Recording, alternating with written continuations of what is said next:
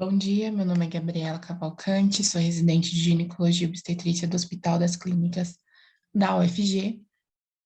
Hoje eu vou falar um pouco sobre cervicites e doença inflamatória pélvica, fui orientada pelo Dr. Gilberto de Matos.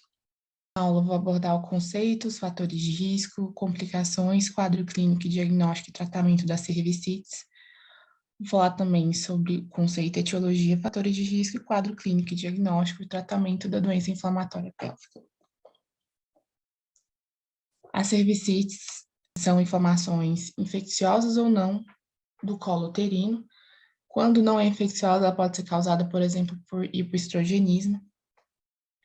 A etiologia mais comum é Chlamydia trachomatis e Neisseria gonorreia. A importância de tratar essa infecção é porque ela pode evoluir para uma doença inflamatória pélvica e, consequentemente, causar dor pélvica crônica, infertilidade e maior ocorrência de gestação ectópica.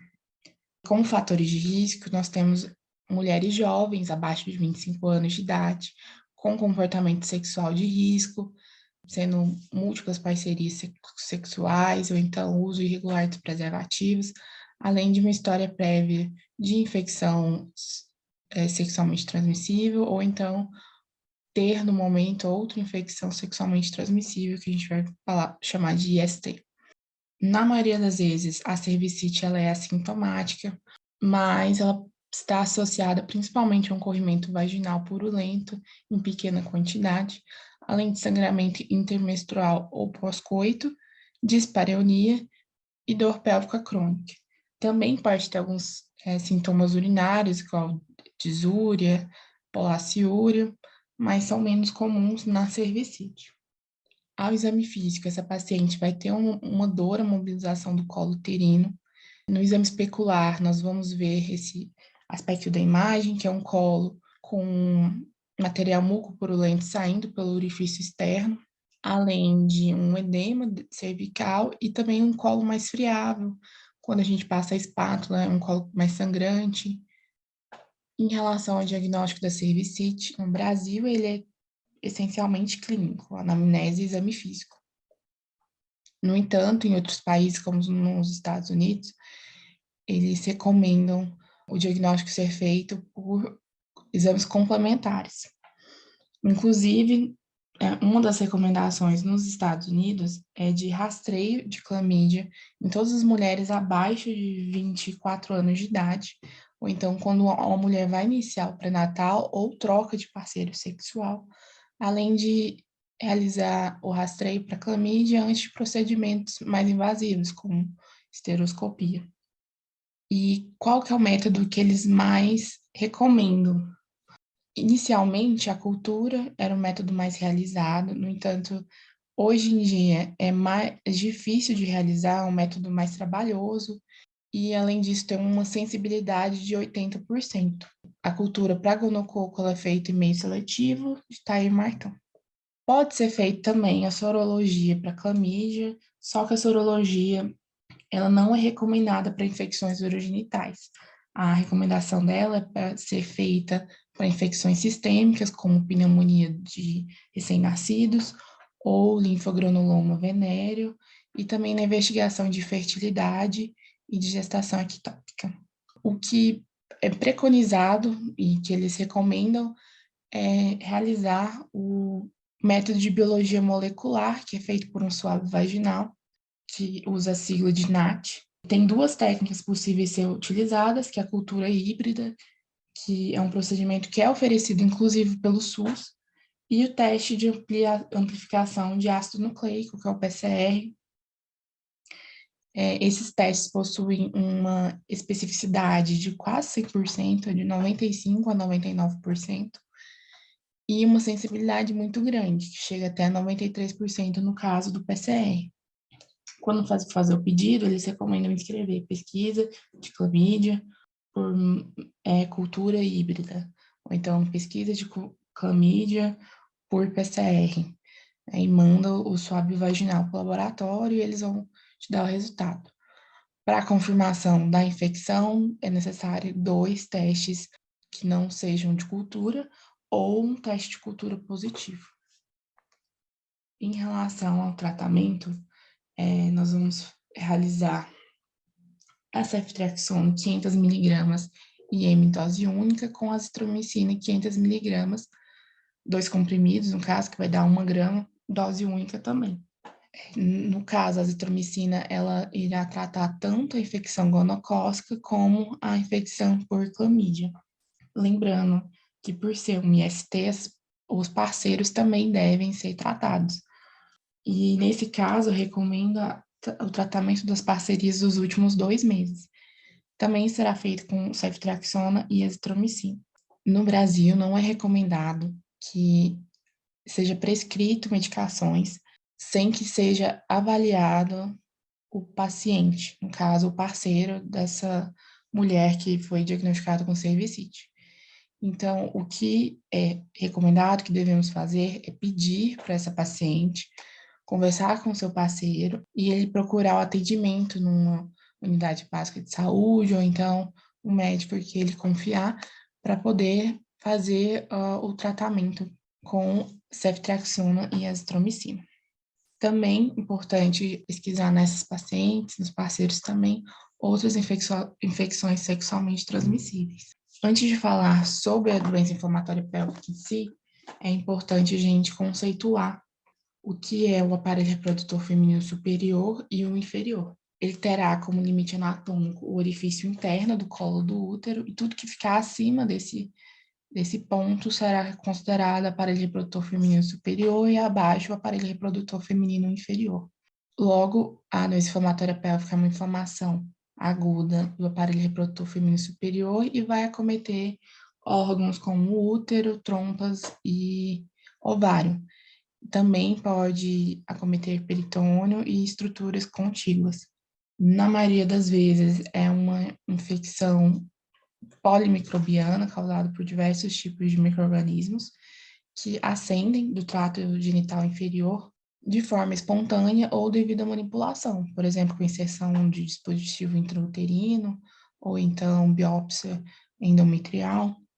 Na maioria das vezes, esses micro-organismos, eles são sexualmente transmissíveis, uma taxa de 85% a 90%, e os principais causadores vão ser a clamídia trachomatis e a Neisseria gonorreia também, igual na cervicite, mas já existem trabalhos mostrando que a incidência desses micro-organismos estão decrescendo.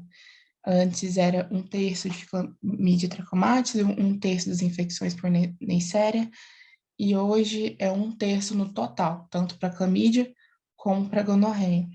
A importância da doença inflamatória pélvica também é evitar essas complicações, por isso que se deve tratar, e as complicações a longo prazo são justamente a dor pélvica crônica, infertilidade e a gestação ectópica.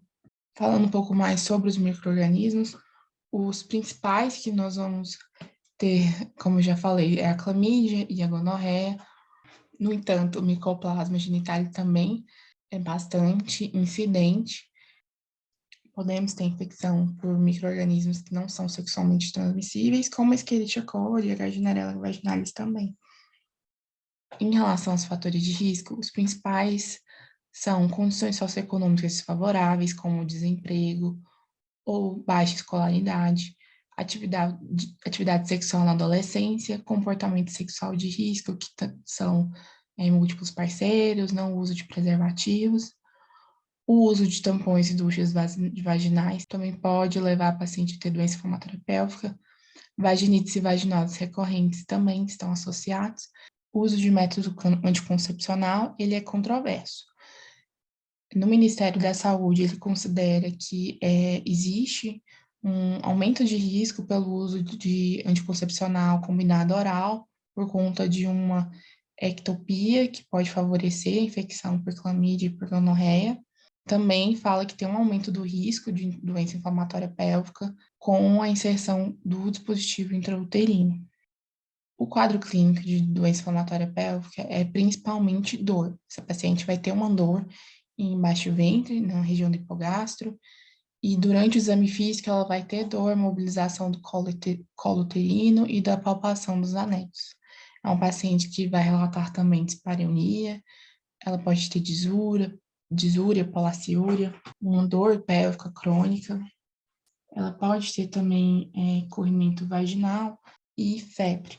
Levando esses sintomas em consideração, nós podemos diagnosticar essa paciente por critérios. Os critérios maiores vão ser justamente o quadro de dor, dor no hipogástrio, dor à palpação de anexos, dor mobilização do colo uterino, sendo que a paciente precisa apresentar esses 3 critérios, que são critérios maiores. Os critérios menores vão ser febre, corrimento, massa pélvica, leucocitose, PCR ou VHS aumentado, ou um laboratório positivo para gonococo ou clamídia. Para dar o diagnóstico, a paciente precisa dos 3 critérios maiores e um critério menor, ou ela pode ter um critério elaborado, que seria a evidência histopatológica de endometrite, a presença de abscesso tubovariano ou em fundo de saco de Douglas, ou uma laparoscopia com evidência de doença inflamatória pélvica. Lembrando que toda mulher sexualmente ativa que chegar com dor em baixo ventre ou hipogastro, dor pélvica, a gente sempre deve investigar uma doença inflamatória pélvica, devido à grande morbidade dessa doença. Em relação aos exames complementares, nós podemos usar o ultrassom transvaginal como auxílio, principalmente naquelas pacientes que tiverem peritonite ou uma dor muito intensa, que pode dizer a favor de um abscesso tubovariano ou então um abscesso de fundo de saco de Douglas. A laparoscopia é considerada padrão ouro, no entanto, nós não usamos ela como forma diagnóstica, ela é reservada como terapêutica. A gente usamos em abscessos de fundo de saco de Douglas ou quando não tem uma boa resposta terapêutica. A tomografia ela pode ser realizada para avaliar complicações de doença inflamatória pélvica, como os abscessos. Temos que pedir um hemograma completo, beta-HCG para excluir gestação, porque geralmente as pacientes também, um dos diagnósticos diferenciais são justamente a gestação ectópica, pedir proteína C reativa e uma urina tipo 1, o Ministério da Saúde recomenda a cultura de material de endosservice com antibiograma e também a detecção de clamídia e gonococo por biologia molecular, aquele NAT que eu falei na cervicídio. Essa imagem, ela foi tirada de uma laparoscopia e mostra aderências perihepáticas com aparência de corda em violino, que fazem parte da síndrome de Fitzhugh-Curtis, que é uma inflamação da cápsula hepática, e essa inflamação ocorre quando tem ascensão dos micro-organismos no aparelho reprodutor feminino superior para o peritônio, né, levando a peritonite, e aí pode causar também essa inflamação da cápsula hepática, pode até levar a um abscesso da cápsula hepática, e também pode chegar ao diafragma. Geralmente causa dor em hipocôndrio direito, que pode irradiar para ombro ou braço direito. Essas aderências, geralmente, nós vemos num momento após essa infecção aguda, de forma mais crônica. Essa primeira imagem é uma imagem de ultrassom que mostra uma tuba distendida, com um formato ovoide, com espessamento da parede tubária e apresentação de septações. Essa outra imagem é uma tomografia computadorizada de abdômen que mostra uma drenagem de abscesso percutânea guiada por tomografia. Antes de falar do tratamento em si, é necessário a gente saber quais são as indicações de tratamento hospitalar ou ambulatorial. Antigamente, usavam-se a classificação clínico-laparoscópica, só que como a laparoscopia não é preconizada hoje, essa classificação caiu em desuso, mas ela diz que o estágio 1 é endometrite com salpingite sem peritonite, e a partir do estágio 2, todas as pacientes terão peritonite, sendo que no estágio 3 tem abscesso tubovariano e no 4, um abscesso tubovariano roto. A partir do estágio 2, todos os pacientes devem fazer tratamento hospitalar. Hoje, o Ministério da Saúde recomenda que seja feito tratamento hospitalar de todos os pacientes com abscesso tubovariano, todas as gestantes com doença inflamatória pélvica, pacientes que fizeram tratamento de antibióticos orais, ou pacientes com estado grave, ou pacientes que ainda não é possível excluir outros diagnósticos diferenciais, como apendicite ou então gravidez ectópica. Em relação ao tratamento, o tratamento ambulatorial inicial é feito com ceftriaxona, 500 mg IM em dose única, doxiciclina 100 mg, um comprimido 2 vezes ao dia por 14 dias, e o metronidazol de 250 mg, 2 comprimidos 2 vezes ao dia por 14 dias. Em outros países, o metronidazol ele é opcional, já que a doxiciclina e a ceftriaxona têm uma boa cobertura da clamídia e da gonorreia. Só que, como na maioria das vezes aqui no Brasil a doença inflamatória pélvica está associada também à vaginose, nós também fazemos o tratamento com o metronidazol. O tratamento hospitalar também será feito com ceftriaxona, só que agora é B. A doxiciclina também será feita oral, por conta da dificuldade de realizar ela EV, por causa dos efeitos colaterais. E o metronidazol, nesse caso, vai ser feito endovenoso. Outra opção pode ser a clindamicina com gentamicina ou ampicilina com sulbactam mais a doxiciclina. Se for optado pelo tratamento ambulatorial, essas pacientes devem ser reavaliadas em 3 dias e, se tiver melhora clínica, continua com antibiótico oral, se não, internação para antibiótico endovenoso. O tratamento cirúrgico ele vai ser feito quando tiver abscessos ovarianos grandes, geralmente maior que 8 centímetros, ou então qualquer abscesso de fundo de saco de Douglas, ou quando não tiver uma resposta de tratamento clínico. Muitas vezes só a drenagem desses abscessos é o suficiente. A gente pode usar como exemplo, um prático nosso é a bartolinite. A paciente chega para a gente faz a drenagem, ela tem um alívio dos sintomas, e depois, posteriormente, a gente pode fazer a excisão da glândula. Mas no primeiro momento, a gente faz só a drenagem. E é a mesma coisa que acontece na doença inflamatória pélvica. Na maioria das vezes é feito só a drenagem desses abscessos. Também pode ser usado analgésicos ou anti-inflamatórios. E como eu falei do tratamento ambulatorial, a paciente vai ter que ser reavaliada em 3 dias. Pacientes que usam DIU não têm necessidade de remoção do dispositivo. Elas também devem ser reavaliadas em 3 dias. Se tiver melhora clínica, ótimo, continua com DIU. Se não, é recomendado a retirada. Mas a retirada deve ser feita com pelo menos, a paciente já tem que ter tomado um antibiótico, pelo menos 2 doses. Antigamente, se internavam todas as pacientes que eram adolescentes ou imunocomprimidas. Hoje em dia, os estudos perceberam que não tem indicação de internarem essas pacientes. Então, elas podem sim fazer um acompanhamento ambulatorial.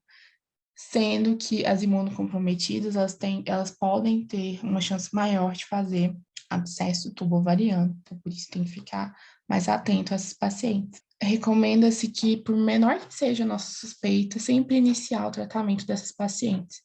São pacientes que podem evoluir para complicações e, na maioria das vezes, é infertilidade. Aqui nós temos um fluxograma no Ministério da Saúde que começa justamente com a queixa da paciente de dor pélvica, tem que excluir a gestação, no caso se a paciente tiver atraso menstrual, então um sangramento. Também pesquisar sinais de gravidade nessa paciente, se essa paciente tem os critérios clínicos para diagnóstico de doença inflamatória pélvica, e se sim, essa paciente vai ter indicação de internação hospitalar ou não. Lembrando que com 3 dias essa paciente de tratamento ambulatorial, esse paciente tem que voltar para uma consulta, uma avaliação, e se ela tiver melhora, ela só mantemos a conduta e essa paciente continua o tratamento. Se não, ela é referenciada para outra unidade e pode ser feito o tratamento hospitalar. Agora, sobre o artigo. Ele é um artigo publicado em 2021 na Clinical Infectious Disease, um ensaio clínico randomizado, controlado, de ceftriaxona, doxiciclina com ou sem metronidazol para o tratamento de doença inflamatória pélvica aguda. Esse trabalho, ele é um ensaio clínico, randomizado, duplo cego, que foi feito entre novembro de 2010 e janeiro de 2015, compara o uso do tratamento para doença inflamatória pélvica com ceftriaxona, doxiciclina e metronidazol, com o ceftriaxona, doxiciclina e placebo. Lembrando que aqui no Brasil a gente preconiza o uso de metronidazol na doença inflamatória pélvica, mas em outros países, como os Estados Unidos, não tem a indicação de usar esse metronidazol, por isso que foi realizado esse trabalho. Os critérios de inclusão foram mulheres de 15 a 40 anos de idade, com critérios maiores para doença inflamatória pélvica, que era dor abdominal, dor mobilização do colo e dor palpação de anexo. Os critérios de inclusão foram pacientes com gravidez ou doença severa, como abscesso tubovariano, ou que necessitaram de antibiótico endovenoso, além dos pacientes que já tinham usado antibiótico nos últimos 7 dias. Todos os pacientes passaram por uma coleta de suave vaginal, endocervical, e também foi realizado um aspirado endometrial dessas pacientes. Eles foram feitos antes de iniciar o tratamento e 30 dias após o início do tratamento. Esse estudo teve 249 mulheres, né, que foram selecionadas num pronto-socorro de hospitais de Pittsburgh. 16 delas tinham critérios de exclusão, então foi feito um estudo com 233 pacientes. 116 usaram metronidazol mais a ceftriaxona e 117 usaram placebo no lugar do metronidazol. 104 das 116 que usaram metronidazol voltaram no terceiro dia para avaliação e 98 após um mês do início do tratamento. Em relação ao perfil dessas pacientes, 59% eram pacientes negras e a idade média dessas pacientes foi de 23 anos de idade. A maioria desses pacientes também já tinham história de infecção por clamídia ou por gonorreia. Na avaliação após 3 dias do início do tratamento, a melhora dos sintomas foi similar entre os dois grupos, tanto o grupo que tomou metronidazol como o grupo que tomou placebo. No entanto, na avaliação após 30 dias, o grupo que recebeu placebo tinha uma maior porcentagem de pacientes com dor pélvica, 20% para os pacientes que receberam placebo e 9% das pacientes que receberam metronidazol. Em relação ao suave vaginal, aquele inicial feito antes do tratamento, foi identificado 34 pacientes com clamídia, 17 pacientes com gonorreia, 41 mulheres com micoplasma genitálium e 127 mulheres com vaginose bacteriana. Após 30 dias foi coletado um novo suave que evidenciou uma diminuição do micoplasma, do tricomoníase e da vaginose bacteriana nas pacientes que usaram metronidazol. Além disso, o aspirado coletado após um mês que os pacientes fizeram uso de antibiótico mostrou também uma diminuição da infecção por Atopobium vaginae e por anaeróbicos nos pacientes que usaram metronidazol.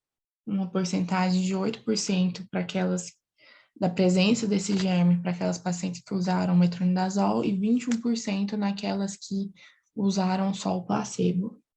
Também teve diminuição da Gardnerella vaginalis no aspirado endometrial naquelas pacientes que usaram metronidazol, sendo que 12% delas apresentavam Gardnerella após o uso de metronidazol e 33% apresentavam após o uso de placebo. Em relação à aderência ao tratamento e aos efeitos colaterais, foi similar nos dois grupos, porque um dos medos que nós temos ao usar o metronidazol são justamente os efeitos colaterais dele. Mas após a gente orientar os pacientes, não deve ser usado metronidazol junto com bebida alcoólica devido ao efeito antabuse, geralmente tem uma boa aderência ao tratamento. E a maior parte dos efeitos colaterais nos dois grupos foram efeitos gastrointestinais, como náuseas e diarreia. Então, pode-se concluir com o uso do metronidazol teve uma diminuição de infecção pelo Mycoplasma genitalium e por anaeróbicos no grupo que usou metronidazol em comparação com o grupo que usou o placebo. E os autores do artigo recomendam que seja feito o uso rotineiro do metronidazol em pacientes com doença inflamatória pélvica para diminuir as chances de complicações como infertilidade. Essas foram as minhas referências e muito obrigada.